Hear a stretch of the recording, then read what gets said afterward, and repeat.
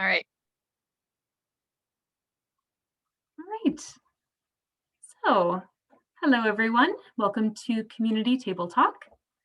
The topic for today, which is January 25th, 2021, is prenatal care and parenting in low income families. So, I'd like to start today by acknowledging the land on which I host this from is the land traditionally used by the Haudenosaunee, Anishinaabe, and Neutral people. I also acknowledge the enduring presence and deep traditional knowledge and philosophies of the Indigenous people with whom we share this land today. So my guest today is Diana Zondag, who is the Executive Director of Dot Center. So welcome, Diana, and thank you so much for spending time with me and having this conversation today. Yeah, thanks for inviting me. I'm glad that we can share this information and that you're doing these table talks. That's great. Yeah, I think this will be really helpful and informative. Hmm. So let's just jump right in. So let's first talk a little bit about some of the challenges that are unique to low income families and individuals in regards to pregnancy. Are there issues that people who fall into this category would need to consider? Um, and are there resources to help out in terms of prenatal care and preparing for the arrival of a baby? Sure. So I think there are some unique challenges for people who are in low-income families or low-income individuals. Risks of poverty are not equal. There are some populations that are more vulnerable to it than others. For example, First Nations or Métis or Inuit families, lone parent families, newcomers, they might be more at risk of poverty and being low income.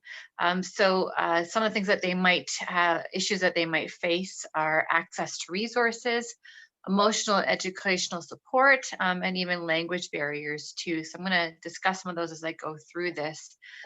These issues can have a big impact or effect on a person's plan or feelings about becoming or feeling successful as a parent. It might make them wonder, or maybe they don't know or have access to knowing where to get prenatal health care, what options are available to them. And they might struggle with communications with any healthcare providers that they do interact with. As a lone parent, they might struggle because they don't have a good circle of care or support system. From they might again, if they are a lone parent or it's their first pregnancy and they don't have support people, they might not have someone who can drive them to the hospital or someone to watch their children if they go into labor, and they have other children at home, to if they are struggling with breastfeeding or have a colicky child, they just might not know where to go for support. So again, these things can be heightened for families that are in low income families or individuals. Another thing to consider is if it's an unplanned pregnancy or not. So if it was unexpected, that can also heighten the situation even more for low income families or individuals. It could add a lot to the stressors that they are already experiencing. There are local agencies like my own, Dawn Center, where I work, that can help. They can offer things like free pregnancy tests. They can give a safe place to discuss their options. In Canada, there are three options available to people. If they're experiencing unexpected pregnancy, they can choose to terminate the pregnancy through an abortion. They can choose to parent, or they can choose to place their child for adoption. So again, there's a place like ours that offer that to get medically accurate information, other community resources and things that they can connect to be able to help them as they make a decision and whatever decision they might be. It's important for people to have that information so they can make a decision that they can be confident about. And again, if people are already feeling like they're in on like kind of the margins of society, they might already feel isolated. And if they have it compounded by an unexpected pregnancy, that can be very traumatic for people. So being able to have that safe place and getting information that they need is very important, again, so they can be confident about that decision. No one should feel forced into any pregnancy option. For example, if they feel that they have to choose an abortion because their partner is saying that they'll get kicked out of their home, or their family is saying that, or that they'll be abandoned, then that's not an informed or personal choice based decision. Or perhaps they're in a situation where they have children and have an unexpected pregnancy and they think the financial strain would be too much. And they're basing that decision for that purpose alone, when they might make a different decision if they knew about that housing was available or other financial system might be available, or if they're in school that there might be other financial helps if they wanted to stay in school. So it's important for people to have access to that information so again they can make that decision in confidence. No one can make that decision for them. But by having that information and connecting them to individuals and support, it encourages that the decision is made from a place of empowerment instead of misinformation or fear. And that can really decrease any potential trauma from that kind of situation or choices that might be made. If people choose to continue on in the pregnancy, whether it's unexpected or not, again, there's things to consider and different things that people can be connected to help them. So one thing that people need to consider if they're continuing on in a pregnancy is the idea of a healthcare provider.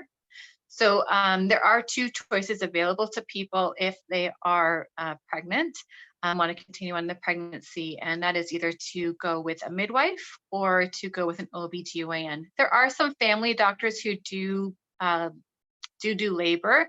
It's not as common as it may have once been. Some doctors, family doctors, do care up to a point and then they transfer the care up to an OBGYN. Something to consider is to do your research. I would encourage people to go visit a midwife, go visit an OBGYN or talk to your family doctor. It's a decision that only they should make about what they want their pregnancy and their birth to look like and their aftercare. There are certain situations, for example, if it's a high risk pregnancy, then they're going to have to go with an OBGYN. But if it looks like it's going to be a pregnancy that continues on in a normal, like healthy fashion, a midwife is an option. This is also great for people who are perhaps recent immigrants or refugees or international students. Both are covered by the government. A midwife, a lot of people don't know that they think midwife you're going to have to pay for, but midwife is covered, and also an OBGYN is covered. But there is a little bit more area for a midwife to be able to help or care for someone who might not have the same citizenship as someone else. So that is something for people to know, that they do have options, and there can be healthcare that is covered even if they don't have an OHIP card. So is there like a centralized place where they're able to find information about OBGYNs and midwives, or who would they talk to about finding those resources to kind of start with? So they can call a place like us, like there's we're at Dawn Center here. There's a pregnancy center in Kitchener. They can help connect them with them. And we often have lists of places to go to and just connections with local providers. Googling your local midwives. There, I think, are 5 in Kitchener and 2 midwifery clinics in Cambridge. So there are options there as well for people to do that. In terms of your OBGYN, usually that does come from a referral from your family physician. If you don't have a family physician, I'm sure a walk-in clinic can do it as well. Yeah, you don't need necessarily referrals for them, but again, making that connection with the OBGYN, usually through your family doctor. And then, or if a walk-in clinic, if you have one. You don't need a referral to go to midwifery. The wait lists can be filled up. Well, I guess the roster, what they call it, can fill up quickly. So if you are choosing to continue on in the pregnancy, what we usually advise our clients is call and do that initial meeting and see how you feel about it, and they'll answer your questions. And that's a great place to start. So again, doing your research and meeting with them is a great way to start. And again, if you need help connecting with them, there are places like our agency and other agencies that can help connect you with healthcare providers. If a person is struggling with alcohol or drugs and they find themselves pregnant and want to continue on in the pregnancy, if they're looking for a program to help them with that, there is the Moving Forward program. I'm going to show a flyer. Can you see that? From the House of Friendship. That's something to look up to. And they help partner with pregnant people who are dealing with drug and alcohol addictions as well. So that's something to keep in mind. Prenatal vitamins are really important. So it's really important in the development of the fetus as it grows. And sometimes that can be an added strain. People think, I can't afford prenatal vitamins. So most Sobeys and Freshco pharmacies, they will give out free prenatal vitamins. There's other community resources that do as well. I'm pretty sure the midwives in the area, they gave out free prenatal vitamins.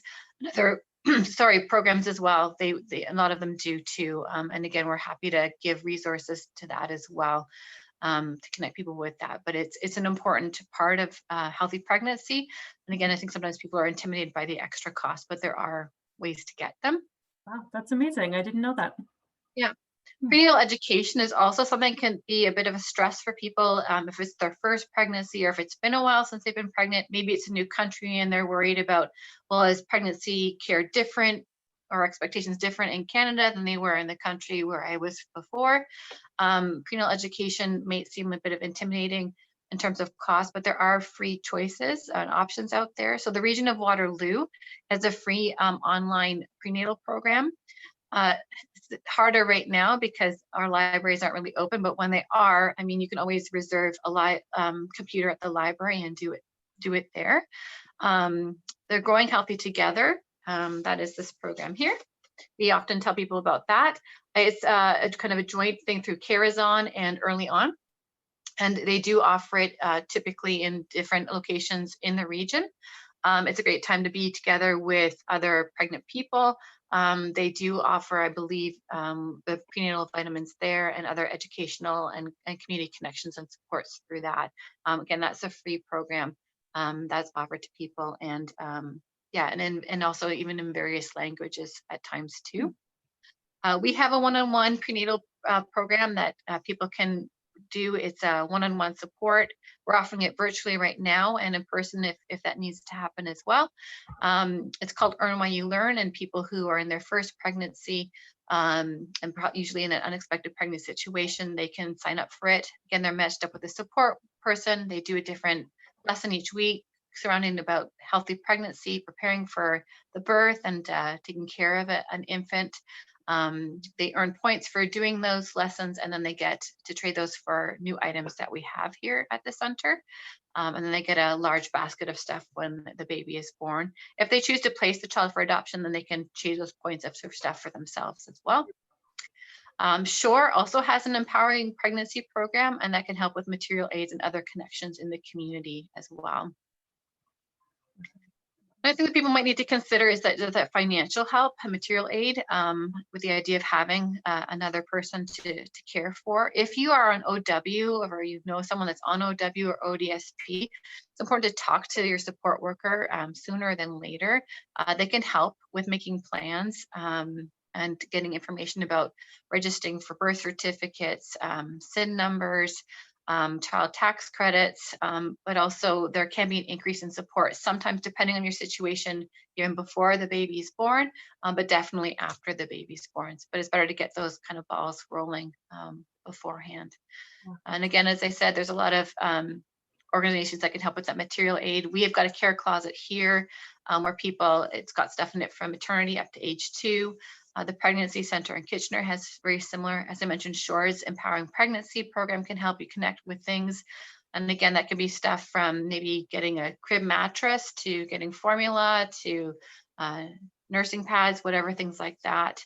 Regional food banks can also be very helpful. The House of Friendship also, they have a family outreach program. Often they're connected with neighborhood associations, but if you call them, they'll connect you with someone in your neighborhood. And again, they can connect with different resources, but they also have access to some material aids too, again, whether that's a car seat or something like that. They can often connect you with those kind of resources as well. Mm-hmm. I'll just mention housing too. Like you might need a safe place to stay when you're pregnant or in the first few months after a baby's born. So if you're leaving an abusive situation, and that does happen at times, there are 2 places that I would just point out. We've got this one called Moving Beyond Violence, but it talks about Anselma House and Haven House. And Anselma House is in Kitchener and Haven House is in Cambridge. So again, if you're leaving an abusive situation, again, whether that's physically, emotionally, financially, whatever it might be, contact them, and they have a place where you can live or connect you with other resources. And they also work with other agencies to be able to get you the support that you need. If a person you come in contact with or you yourself are homeless and pregnant, there is Monica Place and Merrimack Place. Both offer homes for people who are pregnant. and they could stay for a number of months after the child is born as well. Marillac Place also offers space for people who may be in a situation where their children have been apprehended, but are working towards having their children return home. They can offer, depending on their space placement, and working with that person as well to help them on that plan of care. Monica Ainsley Place is also, that's here in Cambridge. So if you are or know of someone who has a young child up to the age of 3 and are looking to find a safe place to live as you transition into a place of parenting and having a place of your own, that's another option as well for housing. If you need a bigger place or a place that's you feel is just safer for yourself to raise a child, speak to your support worker if you're on OW or ODSP, or reach out to the region of Waterloo Housing. There are co-ops and subsidized housing available. Lutherwood is another organization that can sometimes help with first and last month's rents or finding places that are available. But always keep in mind that wait lists can be long at times. So again, going in action is a little bit sooner than later is probably encouraged. Also wanted to point out there are translating services out there. I mean, I talked about how communication can sometimes be a bit of a barrier for people. So the Waterloo Wellington Local Health Integration Network, they partner with the Kitchener-Waterloo Multicultural Center and to provide free translating services and interpretation services. So whether that's a document that you're not quite sure what it says, or you have an appointment and you want someone to translate, that's a great place to reach out, is the Kitchener-Waterloo Multicultural Center.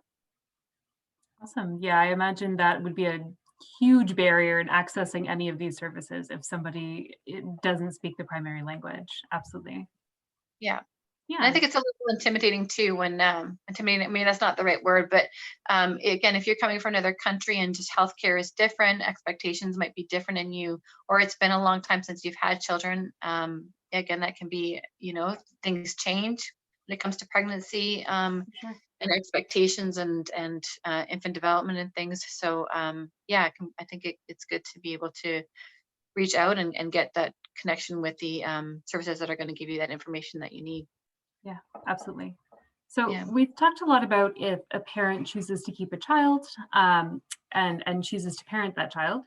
So if that is the case, are there any challenges that are unique to low-income families in regards to parenting a young child? And you know, that's tough for any of us who have children. Young children are quite a handful at times. So I'm also wondering if there's support out there for the parent and if there are supports out there for the child. Yeah, so I think a lot of the challenges are very similar to the previous. Again, that access to resources, again, that support part, and even the language barriers as well. Parenting can feel very lonely. Um, and this can be felt even more acutely by people who already feel isolated, perhaps because they are a low-income family. There are a lot of community resources that can help, and support workers can refer people to these agencies, organizations as well. So I would just point out some organizations that have parenting support groups, as well as age-appropriate programming for young children. And many, if not all of these services are free or have some kind of sliding scale. But again, I would think most of them are free. So as I mentioned before, Dawn Center here, the Pregnancy Center in Kitchener has parenting support groups. Early on, again, a lot of their programming has shifted to online or Zoom kind of formats, but they have a lot of programming that can be around the region, especially once things start to open up again. They've got a lot of great programming for parenting support, but also age appropriate supports. There's breastfeeding support groups, there's breastfeeding buddies, and there's another one called Latched On. Again, they can offer supports in that area. Parenting Now is a great one. You can Google that one and they'll come up. So that's an organization in our area that just offers support for parents. So they've got a blog and other things that just help parent to be able to go ask questions, to feel like they're not alone, to get other people's experiences, even share their own experiences, and they can connect people as well with other agencies. Carazon, they often have a lot of programming. This is one that we recently put up, where it's called Parents Talk It Through. Again, a lot of it can be connected to different stages in infant development of where your own child may be. As they get older, they also have programming for children as well. It usually starts around that 6 and up age, but they do have a lot of programming. Neighborhood associations, there are a lot of them that offer programming. It's a point of just kind of Googling that in your area or the person that you're supporting in their area and finding what's available. There's lots of cultural associations that do offer supports. Faith groups, they often have parenting groups and support groups. Your local library, there's a lot of programming right now, even online, with our local libraries. Again, eventually when they start to open up more access to computers and things like that as well. YMCA has a lot of programming, and that's one of those areas where they have like maybe those sliding scales, but make things available to people. If you're worried about or concerned about literacy for your child, even at a young age, there's Strong Start and Project Read, which are two organizations that work in that area. Kinbridge has a lot, again, I'm using that word a lot, but they have programs as well that will help people. I wanted to point out another one that we have know of is the Family Compass Waterloo region. This is a great, it's like a tool. You can go to their website, which is familycompasswr.ca, and you just type in what your concern is, and the tool will take you through different steps. And you type in, for example, perhaps you have a concern about your child's developmental stages. So putting that in, and it'll ask a couple more questions, or it might be a question about housing, or it might be a question about other kind of access issues, and it will you'll go through certain steps, and then it will connect you and give you the contact information for agencies or resources that that you can reach out to. So it's a neat tool that you can do in the comfort of your own home, or again at the library, that can give you those resources. So that's a great one as well. Absolutely. In the material supports, like things like diapers, food, clothes, furniture, we do that. The Pregnancy Center in Kitchener does that. Shore Center, the Empowering Pregnancy Program, you can reach out to them. The regional food banks, a lot of them have changed just how they're letting people access those programs because of the pandemic. So reaching out to there. And also House of Friendship, I would also recommend that one. If you have questions about your child development, again, whether that's because you're a first-time parent, maybe you don't have a lot of experience with kids, if you're a lone parent and just don't have a strong circle of support, and you're just feeling overwhelmed in terms of something in your child that you don't know whether or not that's a natural progression or something like that, is a kid's ability. You can actually self-refer to Kids Ability. So again, you can go on their website, or you can refer for someone. You can go to their website, again, type in what your question is, and it will guide you through how to connect with the people there that can get the balls rolling in terms of helping with developmental issues, or if you feel like your child has special needs. Again, you don't need referral to that, you can self-refer. Again, if you're looking for support in parenting, if you're feeling overwhelmed, and a lot of parents do, and again, this might be heightened again for people who are in low-income families. One agency that can be reached out is Family and Children's Services of the Waterloo region. Their goal is to keep families together, and they say on their website that 97% of the families they work with they make a plan of care where their children stay at home. I mean, there are situations where those child do need to be removed from the home, but again, 97% of their families, the child remains in the home while they make a plan of care. And the earlier that you go and contact them, the more quickly you can put into place that plan of care for yourself and for your children. So that is something that people can reach out to on their own or be referred to. There's another organization I just wanted to point out. It's called Safe Family Canada, and there's a Waterloo branch of it. So these are for people who, if they are feeling overwhelmed in their parenting role, or if they find out, again, if they're a low income parent and maybe a lone parent, and perhaps they have to have a hospital stay, or they need to, or want to put themselves into some kind of wellness program, again, where they may be struggling with addiction or something, you can reach out to this organization, and they will help find respite care for your child for your service. So you choose to do that yourself. You make there's kind of an organizational kind of mandate that you would sign and agree to, but it's completely voluntary.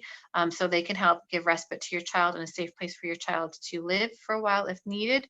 But they also help with other just that one-on-one support on like a weekly or monthly basis of just having someone to talk to, maybe offer very temporary childcare in terms of a couple hours and that kind of thing. So that's another organization that people can reach out to. Mhm. Mhm. And I think it's so important to talk about this because especially I think there is that stigma, especially with low income families, that if you reach out to Children and Family Services, if you are struggling, the assumption is you're a bad parent and your kids will be taken away. And I think it's so important to talk around that stigma and make everyone aware that there are these resources that are really just looking out for the best interest of the kids. And the majority of the time is to keep the family together.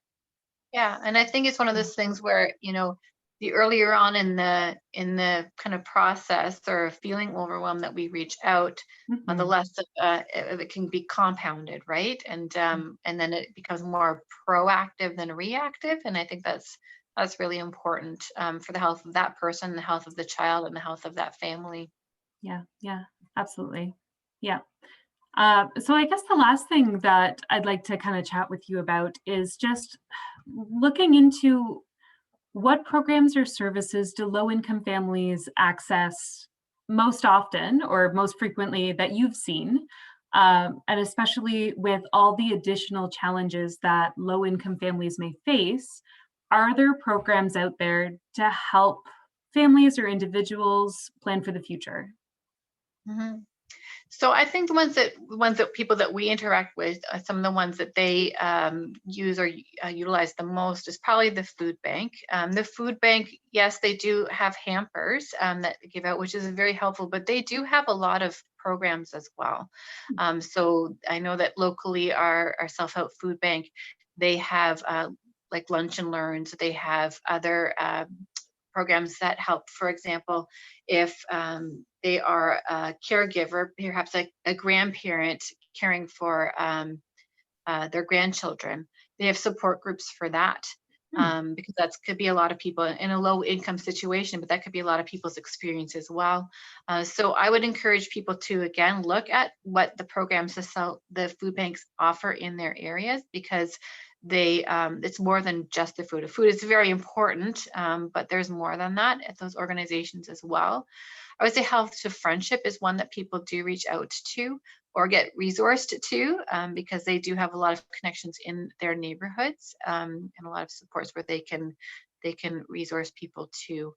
I would say Early On is one that people really appreciate. They don't always know about it, but it's something that people, I think, really appreciate. It's a space where we hear from people who come in to use our services, where people do find a real sense of community, and they're also given very practical tools to help in their parenting role. So I would also say that's one that people use a lot as well. Mhm. In terms of planning for the future, I did want to point out one thing that not everyone knows about. So this is put on, this is through the region of Waterloo, but there's something called the Canada Learning Bond. I don't know if you can see this.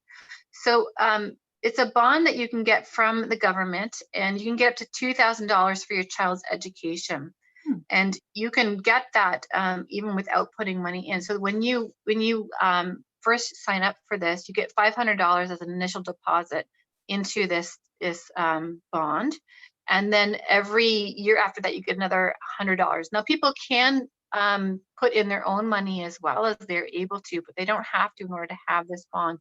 Then once their child comes of age, this child can use this for any kind of educational program they want, whether that's an apprenticeship thing, whether they go to university or college, whatever like secondary education that they would choose, they can use that.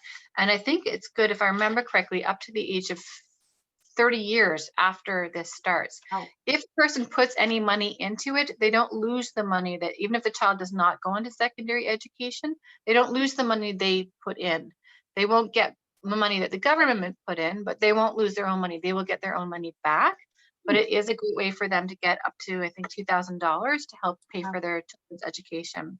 So yeah, you go to Service Canada, first of all, to get your social insurance number, but then you can go, if you Google, again, this Canada Learning Bond, you'll get information on how people can sign up for that. And again, that's free money that people can get towards their education of their children. That's wonderful. And it's no risk, right? I mean, if you're getting all the money back that you put into it, I would absolutely say that if anyone is struggling out there to refer over to that, that's wonderful.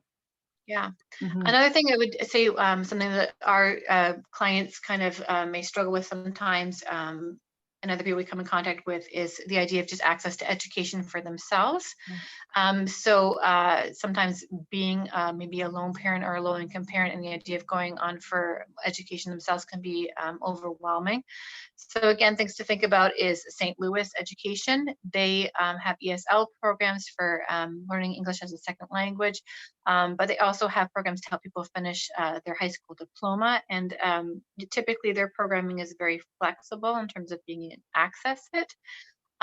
If you're a young woman who is pregnant or a parent of young children, Monica Place also has educational programming that can help you get your high school credits.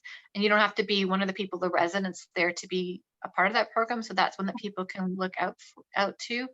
Many colleges and universities have tuition assistance or scholarships for lone parents or low income parents. Is there things to look into? They also, many of them offer subsidized childcare on campus that might be available to people. There's also other organizations, even we do. We have a student bursary that people can apply for. So if they're continuing on in their education, they're looking for some extra support, there are financial aids to be able to help people with that, as well as other even the schools. There are other subsidized childcare facilities that can help with the costs of that as well. So again, not only for your your child's education, there are some things that are available, but also for your own education, there are resources out there as well. There are also a lot of vocational services that I just wanted to point out. So there's small steps to success, and that's run through the Y, as it's for women, and I think it's a 12-week program that just helps with different aspects of like how to write a resume, how to do a job interview, help you kind of analyze your skills and your interests to see what kind of job you might like. There's even a placement aspect that's offered with that, which can even lead to employment at times. So that's a great program. Lutherwood has some programming as well to help people, again, with that resume writing or looking for a job. Also, Cambridge Career Connections, and I'm sure there's an equivalent in Kitchener-Waterloo as well. It's a free service for employers and job seekers. So again, helping things with, again, writing your resume or practicing for interviewing or thinking about considering what jobs appeal to you, and thinking about what career you'd like to focus on. So there are agencies out there too to help for that kind of planning as well. Wonderful. Yeah, there is so much in our community, and I'm so glad that we were able to kind of break that down and see who does what, because especially if, you're a housing provider, you see a parent struggling. If you've never been in that position, you may not know where to turn. So this is very helpful information, and I think it covers quite a broad range of services that someone may need. Yeah, and I think it's important to, it's if we don't have to reinvent the wheel, then it's easier for everyone too. So if there are organizations out right there that know, oh, I know that organization does that, or that organization does that, it's a great thing. I know we do that at times too. If there's something that we don't know, then we reach out to one of the organizations that we often partner with to get, because they might know the answer. Yeah, and again, sometimes it's that access piece, whether it's the communication part or whether it's access to technology, where clients can't or do that on their own, then we're able to do it for them. And yeah, as you said, there's so many organizations out there that are set up to help, and so many of them are free. So we want to be able to get people connected to those things. No, absolutely. Absolutely. Just being mindful of our time, Diana, I think that is coming up on our 30 minutes. So I will say we're probably going to wrap up our recording now, but I wanted to just so genuinely thank you for taking the time to do this. I think this has been, even for myself, I learned a lot about agencies I didn't know existed, services I didn't know existed. And I really hope that this information will help families going forward as well. So thank you for taking the time to do this. Well, thanks for inviting me. And again, that's the whole goal, is to support these families. So thanks for sharing this with other people as well. Wonderful. All right. Well, thank you again. Take care. You And too.